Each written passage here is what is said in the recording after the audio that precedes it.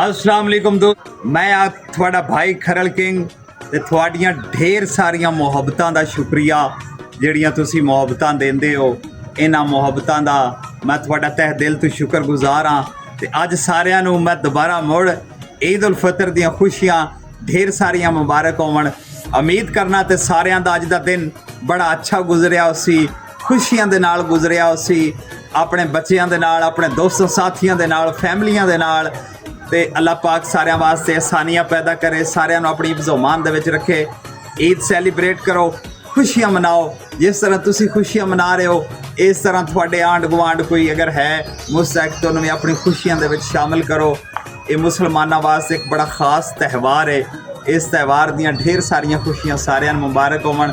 ਮੁਹੱਬਤਾਂ ਵੰਡਣ ਨਾਲ ਮੁਹੱਬਤਾਂ ਵੱਧਦੀਆਂ ਨੇ ਤੇ ਇੱਜ਼ਤਾਂ ਦੇਵਣ ਨਾਲ ਇੱਜ਼ਤਾਂ ਵੱਧਦੀਆਂ ਨੇ। ਇਹ ਕਦੀ ਵੀ ਨਹੀਂ ਹੋ ਸਕਦਾ ਕਿ ਅਗਰ ਤੁਸੀਂ ਕਿਸੇ ਨੂੰ ਇੱਜ਼ਤਾਂ ਦਿਓ ਤੇ ਤੁਹਾਡੀਆਂ ਇੱਜ਼ਤਾਂ ਨਾ ਕੋਈ ਕਰੇ ਜਾਂ ਨਾ ਵਧੇ। ਤੁਸੀਂ ਮੁਹੱਬਤਾਂ ਵੰਡੋ, ਕੋਈ ਤੁਹਾਨੂੰ ਮੁਹੱਬਤਾਂ ਨਾ ਦੇਵੇ, ਇਹ ਕਦੀ ਹੋ ਹੀ ਨਹੀਂ ਸਕਦਾ। ਕਿਉਂਕਿ ਉਹ ਕਿਵੇਂ ਆਉਂਦੇ ਨੇ ਨਾ, ਕੋਈ ਗਾਣਾ ਹੈ ਨਾ, ਪਿਆਰ ਨਾਲ ਪਿਆਰ ਦਾ ਜਵਾਬ ਹੋਣਾ ਚਾਹੀਦਾ ਹੈ।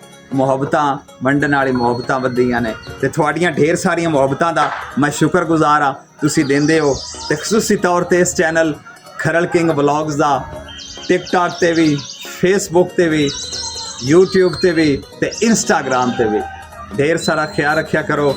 ਕਿਉਂਕਿ ਮੁਹੱਬਤਾਂ ਤੁਸੀਂ ਸਾਨੂੰ ਦਿਓ, ਅਸਾਂ ਤੁਹਾਨੂੰ ਦਿੰਦੇ ਹਾਂ ਤੇ ਇਤਫਾਕ ਵਿੱਚ ਬੜੀ ਬਰਕਤ ਹੁੰਦੀ ਹੈ। ਅੱਲਾਹ ਪਾਕ ਸਾਰਿਆਂ ਨੂੰ ਆਪਣੀ ਹਿਫਜ਼ੋ-मान 'ਚ ਰੱਖੇ। ਮਿਲਾਂਗੇ ਇਨਸ਼ਾਅੱਲਾ ਮੁੜ ਤੁਹਾਨੂੰ ਅੱਲਾਹ ਸੋਹਣੇ ਦੇ ਹਵਾਲੇ ਤੇ ਰੱਬ ਰਾਖਾ।